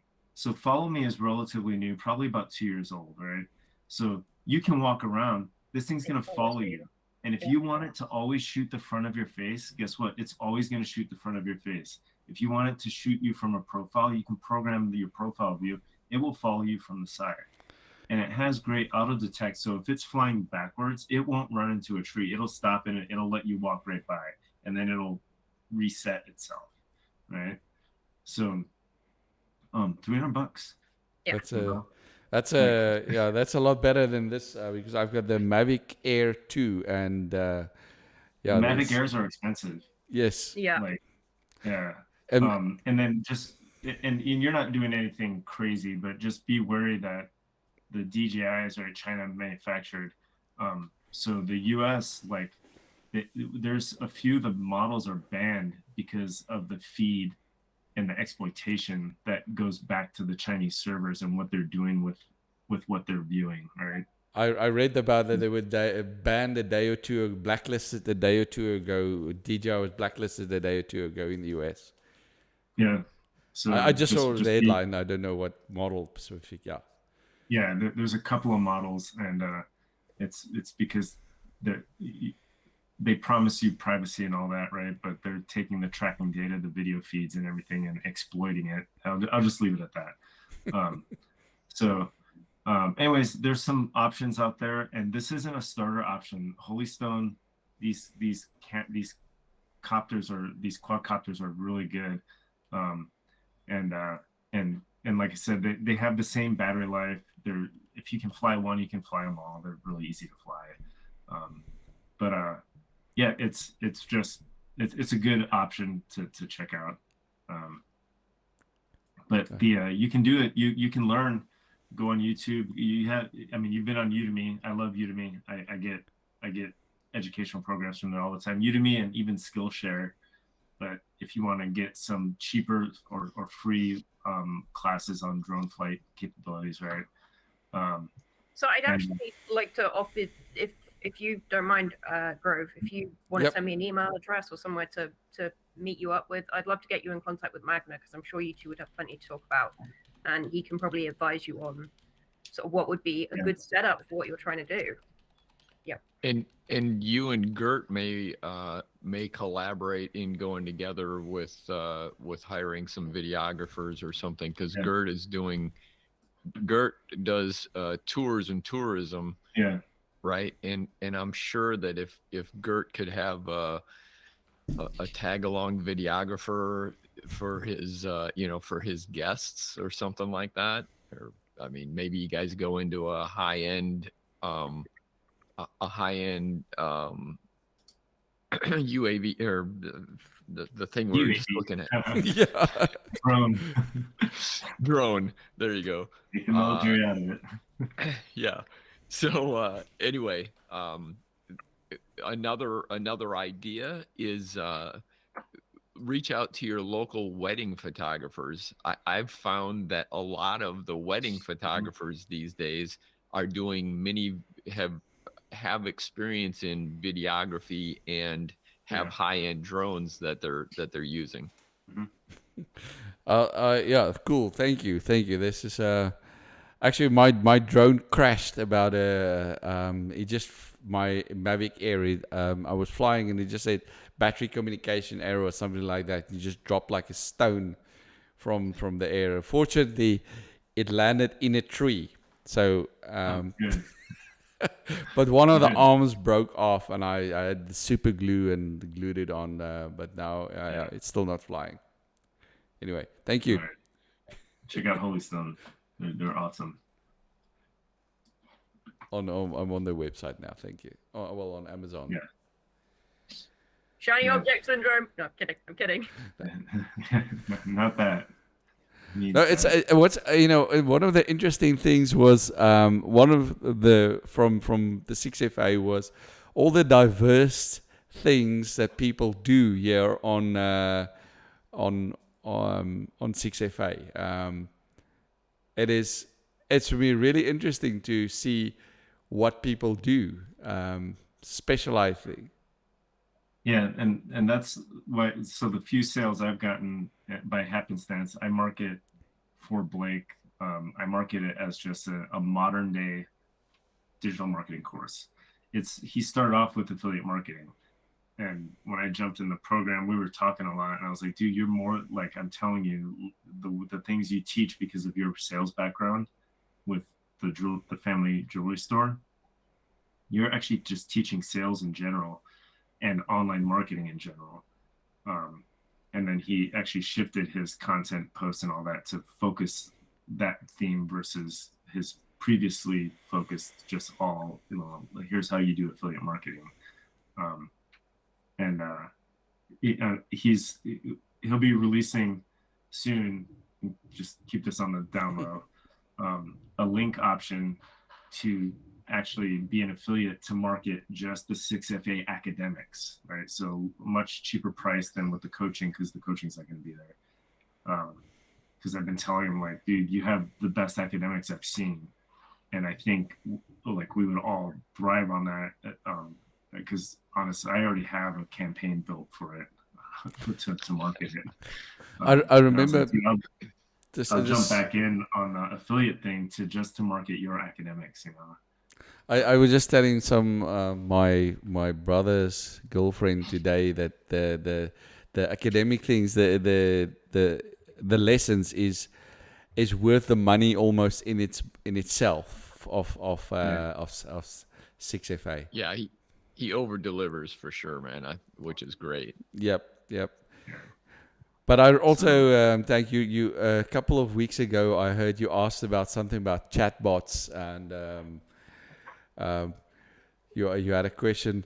My wife, my brother's girlfriend, she's something with chatbots, and she uses Wallet. You sent me her contact. Yes. Her LinkedIn contact. Yeah. So but I told her about you. So if you I just always saw her before I started joined 6FA. I don't know what the hell she was doing. She was always on calls with people, and yeah. Mhm. Anyway, off topic, And but chatbots are awesome. They do so much work for me right now, and that's part of the pre-qualifying part for me right now too. So it's nice that I can just set up a flow, and most of the questions get answered for people. But yeah, it works. saves you a lot of time. Oh yeah, a whole bunch of time. I'm setting up chatbots right now for the company I work for to market what's called their skill bridge program, um, and it's a Department of Defense thing. But yeah, they're awesome, but Oh, but so it's expensive to keep up and maintain. That's the only problem. So I actually have a software developer buddy who lives right down the street from me. I told him, I was like, hey, he has a chatbot program that I said, hey, if we build this up and add some features, let's market it let's just undercut everybody. Because this shouldn't be this expensive. This is a great feature that humans should have access to. So I'm hoping we get that kind of marketed within the next like 6 months or so. But that'd be really cool. nice. Yeah, I've spoken a lot during this time. So I have a. Wow, it's all right, man. I mean, look, this is As, this is the Saturday mashup, man, and we You're the I new mean, guy. It's all good. you're the new guy, you know. I told Roll it out there. I told Anna. I said to her a couple of days ago as well. It's like me and you and Anna, and we're like almost we're forming our own small mini community. Yeah, yeah. Anna's a riot, man. I think she's so freaking that thick accent and Yeah, I her can't understand it half the time. no nonsense. I'm just fucking putting it out there, you know. I think she's a hoot. Yeah.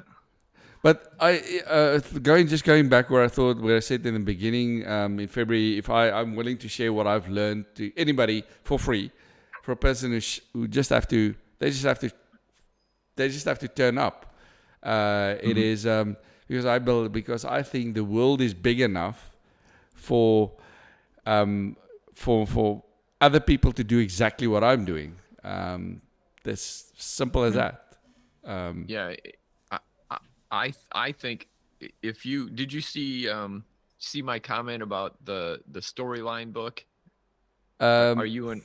Do you listen to audiobooks at all? And I did, yeah, occasionally I do, yes, occasionally. This is a great one. I think. I don't know. Tank, have you read it or have you listened to it? Yeah, no, I read it. I've read most. It's by Alan Weiss, right? This one, who was it? Donald Miller. Oh, Don Miller. Yeah. So between him and Donald Miller and Alan Weiss, they share a lot of the same topics on the books. But I read Donald Miller's story branding one. Yeah, building a story brand is the title of the book, and I'm almost finished with it, and it's really.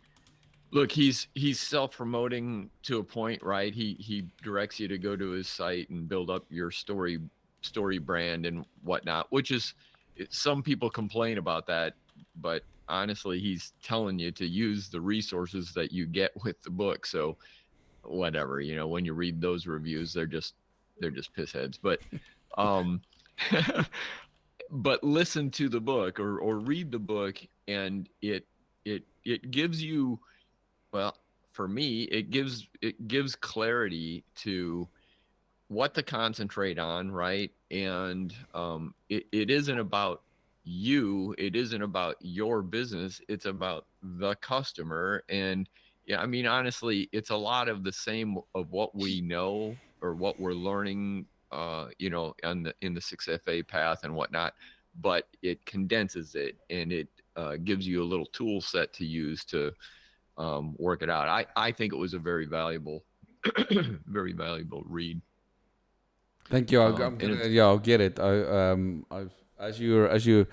As thank you speaking or talking. I'm making note. I'm typing notes here, and so that I can always go back and read And I them sent again. you the link, Grove, on Messenger to the Whimsical Whimsical. Okay, let me too. just see. Yeah, and I can drop it in the.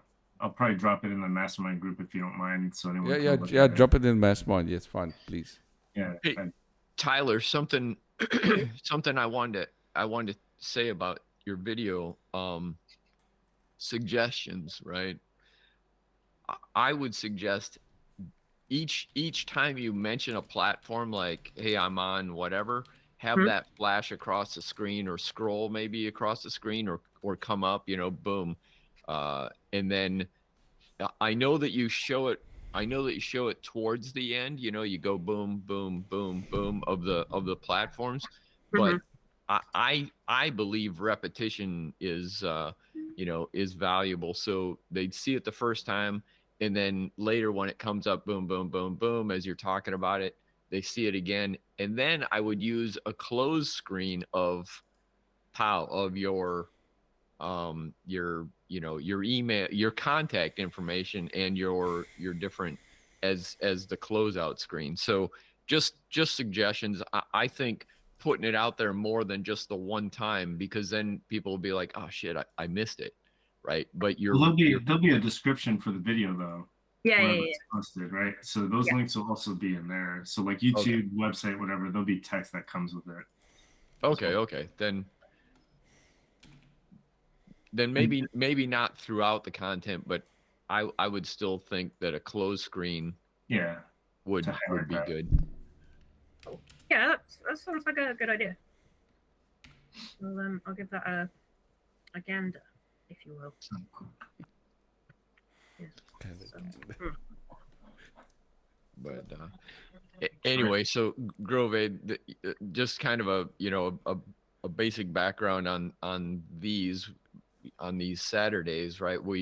There's a half a dozen. There's probably 3 or 4 other regulars, though I haven't seen them, but I haven't been regular these last couple of weeks either. So Hey, I doctor. don't know. Has anybody heard from William or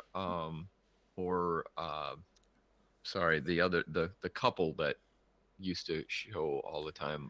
No, Andrew and Carol. Yeah, So Andrew and Carol. I spoke to William over the past week, um, and Andrew and Carol. I keep texting them, and they're not. So I need to follow up with them. So they're having some financial issues. And I told them, I was like, dudes, you guys should come on the mastermind and talk about it. Somebody might have an idea for you. But no, otherwise I haven't heard from them in probably 2 weeks or so. Okay. Yeah. I'll reach out too and see if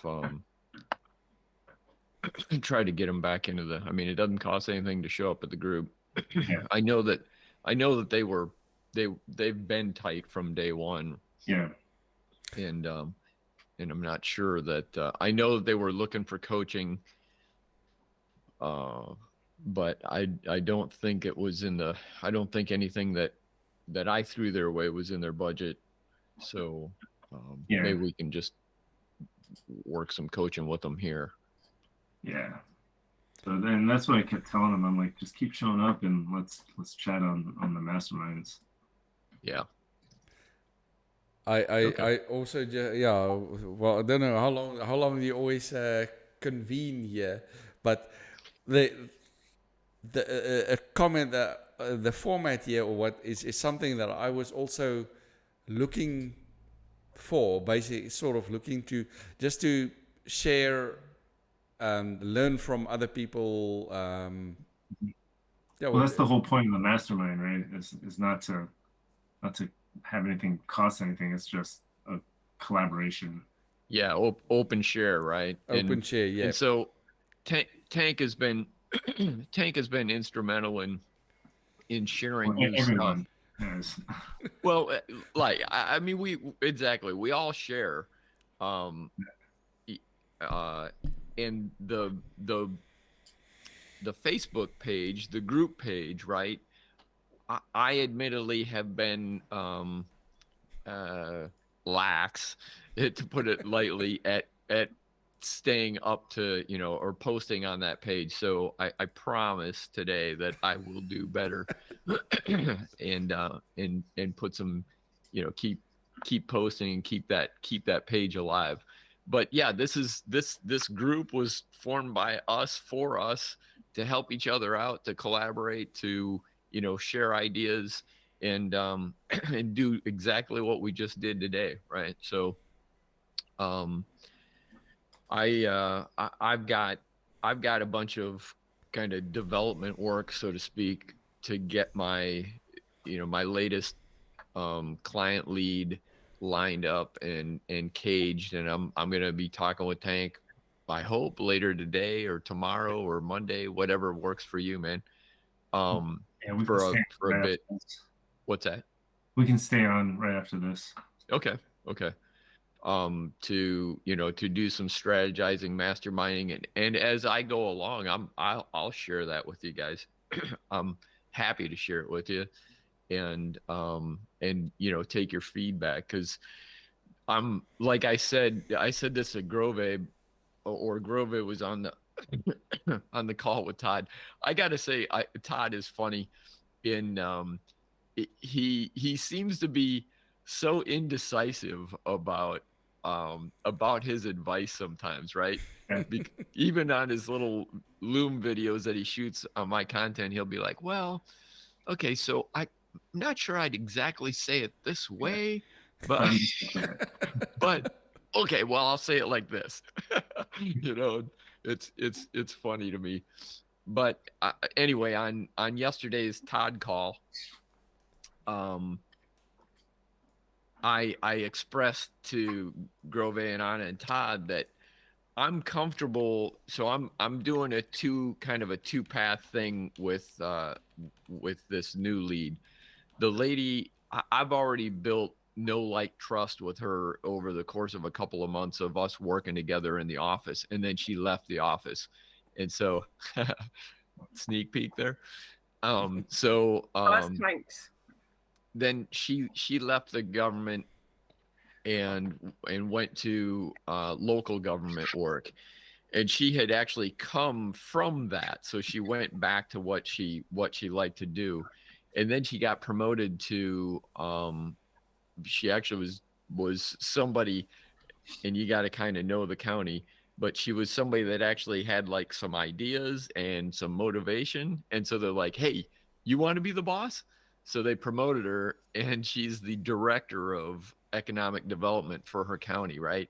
And she and I reached out to her, and she's like, "Oscar, I don't know what the hell I'm doing. I need," she's like, "I got so much to do. I need help. I don't know this. I don't."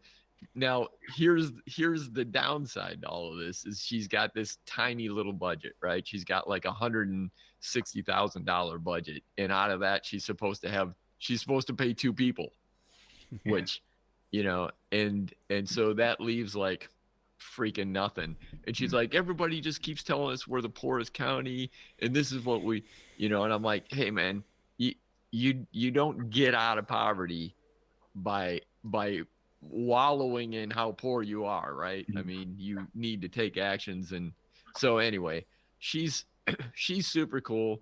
She's very coachable. I'm going to coach her on what I know, or what I know she needs the most help with, which is really taking control of her time, because she's getting pulled in 50 different directions by 3 or 4 different committees, and by her board, who wants to constantly have fucking meetings that waste time. And so she needs to put her foot down and say, "Hey, I'm I'm not doing this, I'm not doing that, I'm doing this and this," right? And these are things that so I'm confident in coaching her through that. Now, this other section of making her county productive and economically viable, that's way out of my comfort zone in my league. But um, I think actually with collaboration between Tank a couple other people I know, some industry leaders and people that I know that have had brick and mortar government contract businesses and whatnot. I think I can pull something together and start showing some progress. So long-term plan on that for me is that I believe that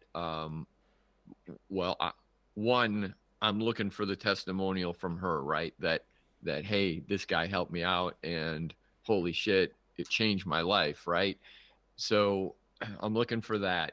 Part two, I'm looking for the endorsement at a local government level, right? County level, where I'm going to be shooting at state level next, right? And then beyond next. So I want to build that repertoire of endorsements, or I've helped or I've done this with these groups, right? And then I want to grow.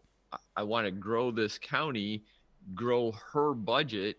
I need to clearly, and this is where I'm going to lean on Tank a lot on doing the statistics and the metrics, right? How do I do this? How do I best target and illustrate the growth? And even if it's a little bit of growth, they're going negative right now. So anything in the positive direction is a positive for them, right? So I'm going to accentuate the shit out of that. I intend to anyway, and then use that as ammunition to say, you need a bigger budget, because with no budget, this is what you did. With a budget, this is what we can do, and which in turn grows my budget, right? So One of the things that, so my first, sorry to butt in just while I yeah, have, you're good. my I dad's took a breath. company director. He's on the board of directors. He's actually a director twice over. So he's director of operations and director of sales. He's been doing this for most of his life, 40 something years, right? Yeah. And one of the best tips he ever gave me on sales advice was for budgets. When he goes to the board and he asks for a budget, say he wants, let's keep it round numbers, say he wants 200,000 for a budget, right? He goes in and he asks for 400,000. Yeah. Oh yeah. And they go, well, we don't really want to do that. And he goes, right, well, I guess we could do, maybe half of that or whatever, and he ends up probably with around 250,000, right? Yeah. More than what he needs. But the best thing to do with government contracts is to make them think they're getting a deal. Yeah. So to ask for that initial, do you know what? Like, have her go in and be like, look, you've given us 160,000. This project is going to be at least 600,000. But I found a really good contractor. He's going to do everything for us for 300,000. Like, if she can frame it like that, guarantee you she's going to get a little bit more this, that, and the other. And one of the great things for things like that, where she's trying to grow a department and stuff, is to do some sort of statewide sort of fair or fete or something that they put on that is like, showing off the innovation of state. Yeah. Right? Invite people down to what is it she's doing again? It's economic It's like an economic impact development kind yeah, of development, right. economic development of So the county.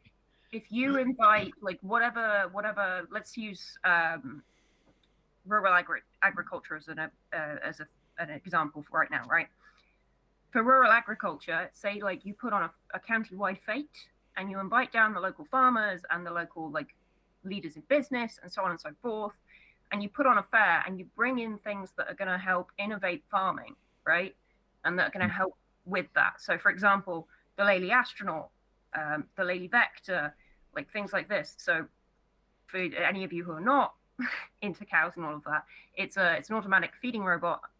One of the biggest right now for balanced feeding. It mixes its own feeds. It's all robot ran. It's got really high maintenance sort of like software to it, so you can track every cow and what it's consuming, how much milk they're producing, all of that and the other. And it's very, very efficient. And it's helping to up the amount of milk produced by cows and the quality butterfat content in the milk. So it's an exceedingly advanced piece of equipment. You have farmers who still milk by hand who, you know, are like, no, robots are shit, you know. And then you have farmers who are embracing it and going, actually, this has halved our workforce. We're not having to bring in people we don't need. We're able to have better cow comfort now. We've saved, you know, I think there was a testimony that said, like, this vector we've paid for this vector because running the vector now means we don't have to hire that person for 5 years. Right. Like, that's an ROI. So you have something like that. She does a fate like that where she brings in, you know, leaders of industry and local people to incite that sort of that moment of innovation, something like that. And then you pump those leaders of industry, and you go, look, this is what we can do. We'd love it if you could do a donation to the county, right? And then you have some sort of like, such going to donate, like. That's how you generate it, right? And then you go, right, so if and you go to the county and say, we're going to do this fate. We think we're going to raise this much money. If we raise this much money, will you match it? And then that becomes your tagline for the fate, right? If we raise 250,000, the county's going to give us 250,000. That means 500,000, $500,000 for economic growth in our county, something like that. Guys, unfortunately have to go now. It's been, Sorry. I could stay here for a lot longer, but the kids are probably now gonna jump on me. They haven't been here, so we're gonna jump into the pool in a few minutes. Oh, nice. Yeah, man, So- all good. This is normally, I guess, normally we run about 2 hours, give or take. You know, if there's enough to talk about or enough folks on or whatever. So, awesome. No big deal, Grove. Drop out as you have to. It's all good. Tyler, Tank, Darren, much appreciated. It's been awesome speaking to you, and